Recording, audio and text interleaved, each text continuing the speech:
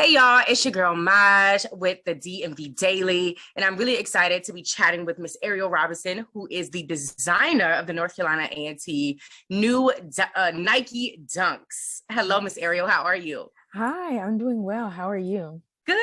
I'm super excited to be chatting with you today to learn all about your creative process for designing this new shoe. How are you feeling today? Feeling great. I'm super happy to be here and talk about this project. So thank you so much for having me. Yes, absolutely. Okay, so let's dive right in. Ariel and I are both North Carolina A&T. She's still currently a student. Yes. I am a graduate. So we are feeling the Aggie pride, and homecoming is right around the corner. So we are definitely feeling that Aggie pride here. So let's jump into the conversation, Ariel, because I'm really excited to talk about your creative process. So the new Nike Dunks, that North Carolina A&T Nike Dunks, that is going to get me every time. No worries. These were modeled after the new student center. Is that correct? Yes. So they were modeled after the new student center. Tell me about what inspired that design. Why did you choose the student center to model this design after? And let me say, I came from the old student union age. So, so this is totally new for me. All of us are super jealous because we're like, y'all don't know the struggle. Y'all got the student center. So let's talk about what inspired this design, why the student center, all those good things. For sure. So whenever I was approached to have this opportunity, we wanted to tell a nuanced story. And so I wanted to tell something that is specific to A&T, but also reflects the totality of the campus. And I spent way too much time in the student center. I was there when the ribbon cutting on September 20th, 2018. And so I remember going up the stairs for the first time and seeing what, so many Aggies before me had waited so long to, experience. So to be there and feel the energy and then go back every single day and meet new people and cry and sweat and, shed blood in this place. And so I wanted, when I got this opportunity to tell this story, I wanted to really focus in on a physical space that has cultivated my time at A&T, because everybody knows that HBCUs are physical places for Black people. Like, we didn't have those opportunities to go to these other universities or populate in these certain places. So HBCUs was created to be that safe space. And I'm feeling that literally centuries later when I am on campus. So when I had the idea, I wanted to do something that could also be extremely versatile. The Student Center was something that really encompassed an actual experience and submersed people within the university, and not just a ploy like, oh, this is that, this is this. Like, no, it's a real thing that actually exists, and there are memories and experiences around it. Yeah, that's so special that you mentioned being there during the ribbon cutting. I was actually a part of the ceremony for the demolition of the former student union. So this right here is like full circle. Yeah. But, that's so interesting that you talked about, being able to, or picking something on campus, something tangible, something physical on campus that really encompassed kind of the student experience, and really talking about and honing in on just how much time you spend in the student center. So you mentioned sort of like memories and experiences, right? So what feelings, what memories, what experiences, what thoughts do you want to incite through this design? What is it that you want, this design to represent? For sure. So I would say that whenever I was doing my research and learning more about the Memorial Student Union, first off, like, the pictures I've seen were like super magical to just see the way that students were so carefree and reflected in their respective decades. And so I remember I came across an article. So the Memorial Student Union opened May 13th, 1967. And on June 1st, 1967, an article in the A&T Register came out. And so it was a letter to the editor. It was written by Willie Drake. And he talked about how the union felt like joy in the morning, joy in the evening, joy at night, and joy all the time. And so I'm like, him having that same feeling that I feel when I might not be feeling my best, and I go into the student center and there are people like sitting on the first floor and they're my friends and we get to sit down and talk and eat. Feeling that joy even when you're down and being able to find it is something that I want people to experience, because I experience it so much. So really just joy. I want people to feel joyous that their stories are real and they're things that should be shared, and they're not just like this like figment of our imagination. So I definitely want people to feel joy, because that's what I felt when I physically go to this building. And I hope that this shoe inspires people to go visit the building too, and go to A&T and bring their kids to A&T and come to GHO and experience Greensboro, because it's not, again, just this like thing we prop up and be performative. Like, no, we want the experiences to follow through on all aspects. So that's how I want people to experience the shoe and experience our campus. Yes, come on. We love to see you doing your research. That is so amazing. And I love the idea of joy, like just being on campus when you think about A&T, when you're sharing your experiences about A&T, when you're hearing the uncles and the aunties and the old folks like sharing their experiences Yes. when you're home for GHO, and you just feel that sense of just like joy, family, safety is what we want to get, from this design. So I love that. Now, so we've talked about feelings, we talked about experiences, we've talked about sort of that inspirational piece. Take me through sort of that creative process for you, that tangible, physical, creative process of, I want the yellow to go here, I want this to be on the shoelaces, I want this to be great. Like, take me through that full creative process. What did that look like for you? For sure. So it was a lot more unconventional than most people. So I started it in my bedroom. So I was at home on my iPad. They sent me over a file, and then I just started racking my brain for different things that I thought would really touch me, but also like touch a lot of people, and a lot of people would be able to resonate with. So I literally just pulled up like pictures from Google of the student center, and I'm like, okay, we need to make sure that like this color is the color of cement, because like it's a physical thing. It's solid. I want it to look like the cement of the building. I want to take this like beautiful award-winning architecture and translate it into a shoe. So like when you have this shoe, you'll see that like there's these kind of like purplish, like warm undertones to like one of the grays, and it's because it is cement.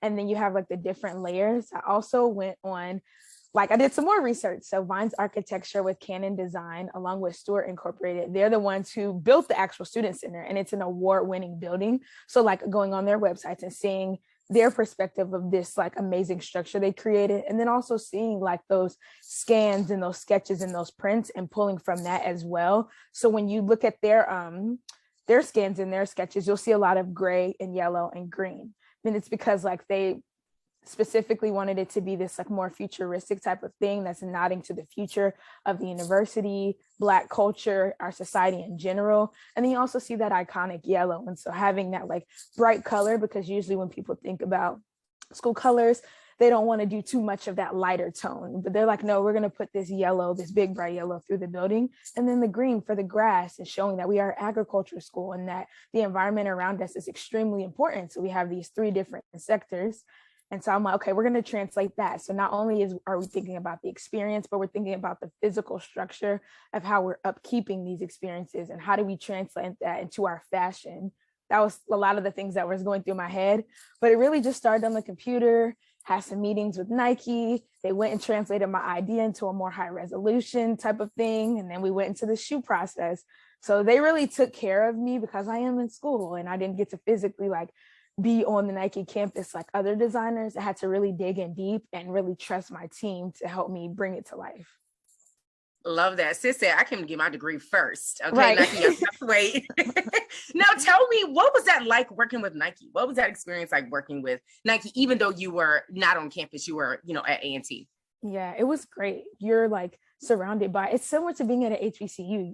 You're surrounded by all these people who are the best thinkers in their cities, in their towns, in their homes. And so like, I felt extremely prepared going into working with Nike. I felt confident because like, I'm also a JOMC student, like journalism. So I'm a Crosby kid. And so we're taught to just really present ourselves with a certain like je ne sais quoi.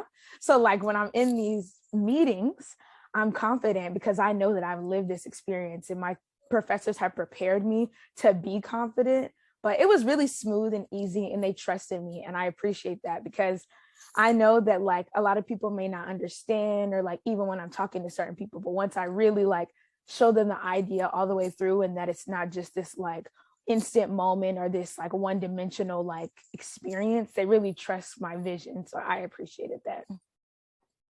Yes, Crosby kids, baby, they set us up, don't they? They right. set us up. Now, did you get a chance? I know that you were not physically there, but did you get a chance to work with the other women designers? I didn't. So we had Oh, all created our designs on our own, and then I met them later in the process. But even within the short amount of time that I've known them, we've grown really, really close together. And so to hear like all of their designs and how like some of their similarities within some of the choices we make, and then there were some that were completely different. And so to see that like diversity and versatility in the way that our brains were thinking about our universities was really great. And I kind of appreciated being able to like hone in on my one own idea and then seeing how vastly different it might be from like FAMU or Clark Atlanta or Tennessee State. I really appreciated that. And so now we have this like lifelong connection, but it didn't come until later in the process. yeah. Yeah. Now, what did it mean for you to be one of the 4 women designers of this collection? It means everything, honestly. Again, it goes back to that trusting me and trusting my vision. And then also, I'm hoping that I can inspire other people to think critically about their experience and not just go for the obvious, to think surface level about what's going on at A&T and on HBCU campuses, because there's a lot of things that are happening where we are that aren't happening in the like outside in the world. Our culture is extremely unique. And so being able to like set the stage and let people know like you can do whatever you want, but whatever you do, make sure that it's not only different, but it like you are sticking by it and it's something you really care about. So it's really monumental, and I'm also just really blessed. Come on, monumental. We love it. We love a monumental woman. Absolutely. Congratulations to you on that. Now, you know how Aggies are, and we know how just HBCU grads, alumni, students are, about their stuff. Yeah. And so I did see, some backlash online about the shoes, whether folks wanted more blue or they didn't like the design altogether. I've seen folks kind of compare the shoe to like other designs. What's your response to that? What are your thoughts? What's your opinion on that? What's your response to that? For sure. I would just say that my design is not the end all be all. A lot of times people are like, they feel like they have to choose, but you absolutely don't. If there's a shoe that you feel like serves your needs and you already have it, that's amazing. And if somebody else is like, you know what, I need that shoe and I need this shoe because I want that variety, I say go for it. Like, I don't ever want to be the only person. I want to have this community of people who are around me, who are thinking differently, who are creating things they're proud of, that tell greater stories and challenge people and make them think deeper about what's going on. I am happy. I get it. A lot of people are like, oh, at first they didn't even understand it all. And so it's like, now I can tell you like, no, it's actually a building turned into a shoe. And if these other colorways, you want those, I say go for it. I say support whatever you want to support. But at the end of the day, I promise I have Aggie's interests, best at heart. And now we're Aggies that didn't even know each other, and we're having this conversation about my experience, and hopefully other people will be like, oh yeah, like I was in the student center. On top of it, also garnering that like conversations, I also wanted people to be able to wear the shoe every single day. Like, no matter where you're going, whether you're going to a basketball game, you're going to be on campus, you're going to put on a suit and go to work.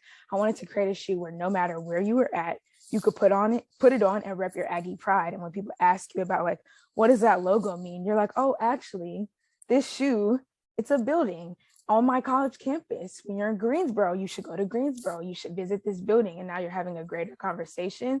And I wanted to create something that was super versatile. So if you are on campus, G-Ho, just a regular game, or just you live there and you want to be Aggie head to toe, you have a shoe that still does go with that. And you could change out the laces. So like today I'm wearing blue laces because my outfit's a little bit more muted. But if I'm going like full on Aggie gear, I might switch it out and put my yellow laces in. Now we've got our yellow stairs that are going up our feet, and we've got our cemented grays, and we're cemented in history. I think I've accomplished everything that I wanted to accomplish, but I get it. Like, shoes are extremely subjective. And I get it. Everybody has an opinion. And I hope that a lot of those people who do have opinions get that same opportunity. I hope that something I did that they didn't like, that we can connect and that they can have an idea and bring it to life, because I don't want to be the only Aggie with the shoe. I don't want to be the only Aggie on a national platform. Like, no, I want people to come after me and tell their ideas. And if one day they decide, you know what, we're not going to focus on X and we're going to do Z, that they feel prepared and comfortable enough to like step into that new light and bring other people with them. So I get it, but I'm still like very happy with what I went with, because now I have people who came to the store and they're wearing the shoe every single day, no matter if they have Aggie gear or not. But technically they do have Aggie gear on because it's on their feet instead of on their shirt or their hat, So I feel accomplished. As you should. I love the idea of being cemented in history. Oh my gosh, absolutely love that. And you touched on a really important point that shoes are subjective, right? Art is subjective, right? Like creativity is subjective. Like what you think of a design, it will be totally different from, what I think of a design. And I think it's so important that you made that point. And I think it's also important that as Aggies, we understand that we all have different experiences, right? Like you just talked about being at the ribbon cutting for the New Student Center. And I just told you I was at the demolition of the last Memorial Student Union. So our experiences are totally different. And I've actually only gotten to visit the Student Center once for a wedding. So it wasn't even like where I got the tour or anything like that. So imagine, folks who graduated with me or before me who haven't even stepped foot in the Student Center and are thinking about a design that is, duplicative of the design of the Student Center. And it's like, I've never been there. But I think it's important to know, the feelings that you want to incite from the design, right? When we talked about that joy of being, in whatever A&T experience that you're in or were in, or that you can remember, I think that's where we want to sort of hone in on and emphasize, whether that's like, the joy that you experience in the Memorial Student Union, the joy you experience, during GHO, the joy you experience in, talking to a professor that gave you an opportunity or that believed in you, whatever that may be. I think that's what's important to really emphasize is what we really want the design of the shoe to represent. Also like, go ahead. I would say that like, even if there are people who like have never experienced it, I hope that they know that like all of their hard work paid off. And this is what it looks like now. It's like, I know people remember going to A&T maybe 10, 20 years ago, and there were certain problems or certain things that we were dealing with, not only as a university, but like as a culture and as a society. And so it's like, you went to this HBCU so that you could become like self-love, or you could follow your dreams or really give back to the community. And so that was a labor of love. And I hope people know that like, that labor is paying off. And now that we have this beautiful, nice building that we want you to come to, like we want you to be a part of that because you did the work before for it to set us up. So I want to say thank you to those people too, because like without them, this story wouldn't still be continuing. It wouldn't be happening. We wouldn't have this amazing award-winning structure to even call home if they hadn't, walked in those steps before. Yeah, and that represents progression, right? Because thinking of the old Memorial Student Union and thinking of where we've come to now, just imagine how much better GHO will be, right? And how much, how much improved the campus, has come to. So, it's so important that you mentioned that. And on the flip side, right, of the backlash, you've gotten a ton of support. Like, I mean, post after post after post, I've been like stalking, like, oh my God, this girl is it. What does that support mean to you? When you think about, representing A&T, in this way that is special to you, something that you're passionate about, you get to represent A&T, be one of the, 4 women designers of this collection, and you've gotten a ton of support. What does that mean to you? It feels great. Like, I know that there is backlash, there is backlash, but the love definitely outshines that because people, they're invested in my story just as much as I'm invested into this school. And so they believe in me and they care about the ideas and things that I am putting out, which is so amazing because as Black women, sometimes we don't feel like humans and we don't feel like we can live within our full selves. And then I go to this school and now all these people are like, here supporting me, telling me that I can do it, wanting to connect me, because it was an Aggie who like in the beginning of my journey was like, hey, I know this person that works at Nike, you should just connect with her. And so then she's like, oh no, you should connect with this person. And so being able to like say like, yeah, no, this school is a part of like all the reason why I am where I am, because they've nurtured me and they've given me this opportunity. And even when you have that logo on your foot, you don't have to have nothing else. And if you got that logo, people are already connected with you, like it's embedded within like the story and the connections in the community. And so it just feels so good. And I'm just so blessed and thankful that people like really care about what I'm doing and that they want to share it and that they want to be a part of it too.